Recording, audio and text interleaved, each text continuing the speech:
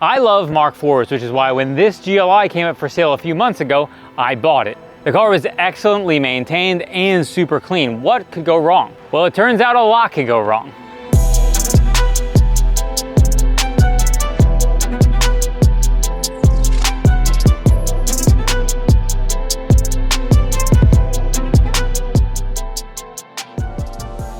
Buying an old European car is always a risk, even when they're as nice as this one. I've had a new problem every few weeks since this car has been in my possession. This vacuum pipe was broken, causing the brakes to not work in the car. I found out our timing belt was loose, which almost nuked our engine. Our fuel pump in the back of the car was cutting out, eventually failing, leaving me stranded more than one time. Boost issues that I still have to diagnose what's going on. But now we have a new problem. A week ago, I jumped in the car to run to lunch. I pulled out of the parking spot and felt a clunk.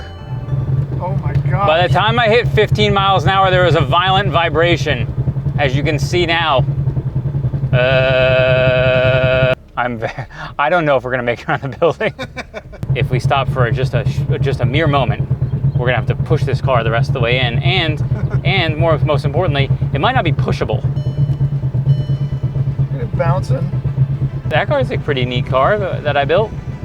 I didn't know it still existed. I even drove it not that long ago. When we inspected this car in the last video, we found that the CV boot was busted, which is not going to be shocking for a car of this age. So I ordered a CV boot based on the correct application for this car, but I very quickly realized that this boot wouldn't work because this wasn't a factory axle that was in the car, it was aftermarket. This gave me two options. I could either mess around trying to find generic boots that will fit this axle, or I could just buy a whole new axle, and that's easier. So that's what I did. Now, whenever you've worked on a car and then you have a problem after you worked on the car, the first thing you should do is look at the thing you just worked on the car and assume that you screwed something up. I am no exception. I'm gonna check to make sure I didn't screw anything up. For example, I tightened all the axle bolts and they're not loose and falling out. This outer axle, that looks pretty good. Nothing appears to be falling out. This is shocking, actually. I was almost sure, to be clear, this aftermarket axle I put in, it's still a decent quality one, but it broke immediately, and I'm just like, this axle. And in this case, even better, this shows you exactly why old cars are a nightmare. I replaced one axle with a good one, and guess what? We broke the other side axle. The trans mount fell? Oh man. The trans mount broke? Oh my gosh, look at that. Yeah, you can see it's back to what I said before about the whole like, hey, old cars are problems. We never touched the transmission mount on this car. It's fallen out. So the clunking we were hearing was the axle bolts right here rubbing against the subframe every time they came in their rotation. You can actually see from underneath the transmission is much lower than the engine side of this. So the dog bone is kind of twisting and is probably the only thing holding this thing up, along with the fact that the axle is literally sitting on the subframe.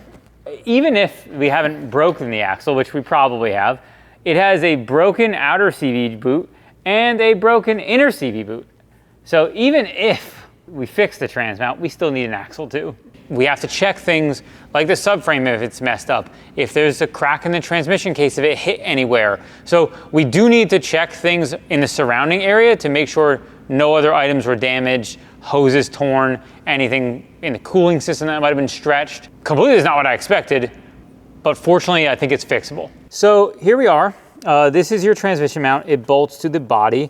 This is the other part that bolts to the bracket that goes to the transmission. And I can stick my whole hand in between where the bracket should be and the transmission. So the bolt is snapped off inside of the transmission, so I'll need to attempt to retrieve that. One. No, there's no threads in this. This just bolts through it. So this is probably okay. It's really just about getting the transmission, the bolts out of the transmission now. So I need to get under this car to inspect it to see what kind of damage there is. But first thing we have to do is lift the trans off of the subframe so we can actually remove the axle and do that. Excuse me. 1.8Ts have a convenient hook that allow me to pull up the trans side of the engine over here. BBS design. Love BBS wheels. Hate taking off these center caps.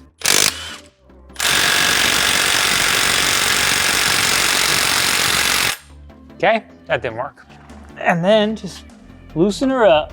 If I did that first, I would have been smarter, but I'm not smarter, which is why I'm here on this camera in this moment. So you can see our outer is not gonna be damaged because it's just like cracked or whatever. But you can see how dry rotted that boot is there. The axle, if you look at it, actually isn't too bad in terms of the banging it around and damage, whatever. And the joint could be screwed up internally, so why bother? Again, this is an aftermarket axle like the other axle, which means I wouldn't be able to find boots for it anyway. So whoever's gonna buy this car from me, you get 2 new axles to go with it.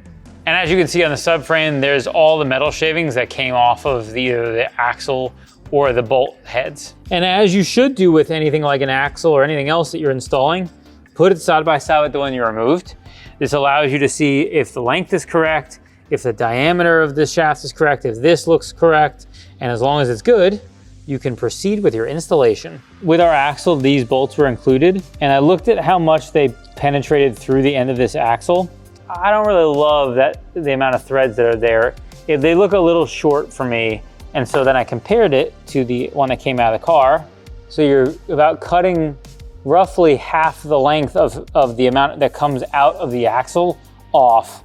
And if you just run these in, they'll go in, but the axle might come out. These bolts all back out. This potentially will come loose and then beat the shit out of the side of your transmission until it puts a hole in it. Okay, so all this has been inspected. No trans damage, really no axle flange damage or anything like that. We do want to paint this, so I have this paint pen to make sure that the raw metal that's right here is going to get covered up. You will want to do this as well if you had some sort of damage like this. Raw metal will rust. Because we're reusing those bolts, we do have some thread locker on them that will ensure that there's no issues.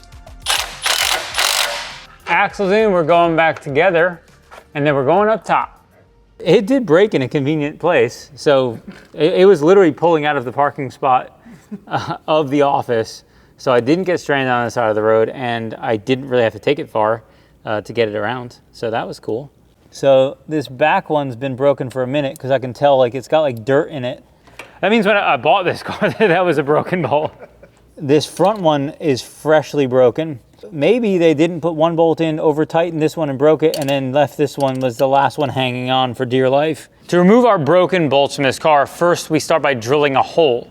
This allows us to put an easy out into the hole, and then we can use this reverse easy out to turn out the bolt. Luckily, this was actually a pretty simple process and was not too painful. That's nice. All of this happened way easier than I expected.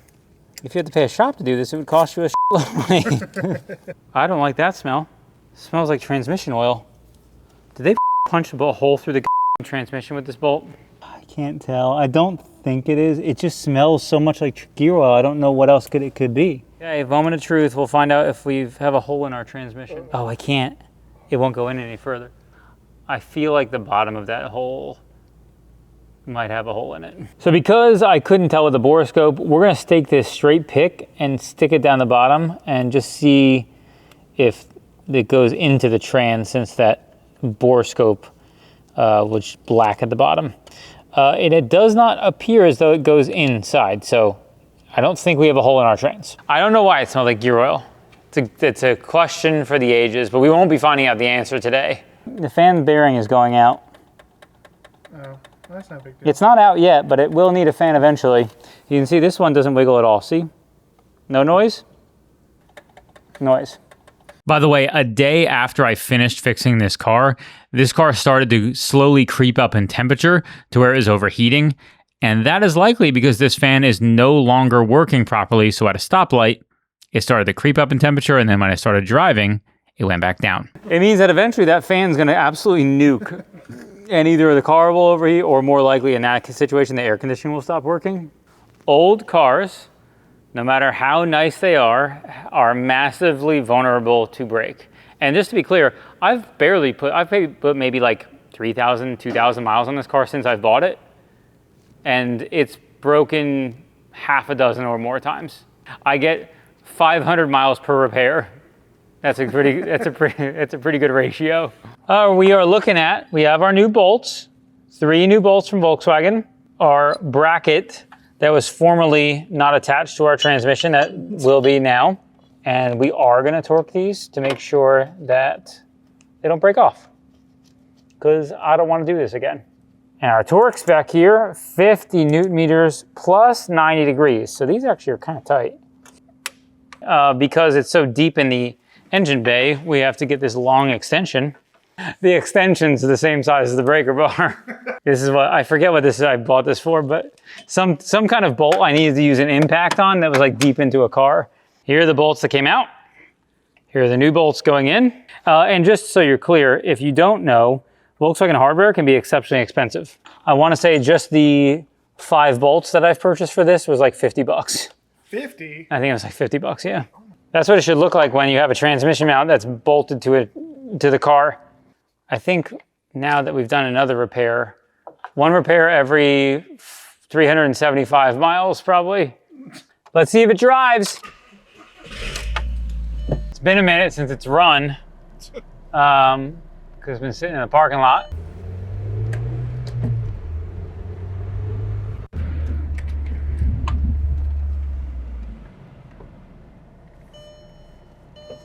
Great. Now that this car is done, I have a proposition for you at home. I have an idea for making videos on your car. We love buying garbage cars, cool cars, fun cars, project cars. What we want to do is do inspections on your vehicle. So what we've done is we've come up the ability for you to submit your car as a request. Obviously, you will have to come here for us to film this video. Submit your car, let us know what you have, let us know why it's interesting. We'll have a good time and to make some great content. Submit that in the link below. So to recap, old cars are awesome. They're really cool. They may be your childhood dream car. They may be a car that you've always wanted, but it's important to understand the ramifications of buying an old car can be significant, and they can be a never-ending stream of repairs, even for a car that started out as really nice. Keep that in mind. If you need parts, buy them at shopdap.com. We're happy to keep selling you parts for your box, where you just keep parts cannon firing that thing for months on end. Catch you next time.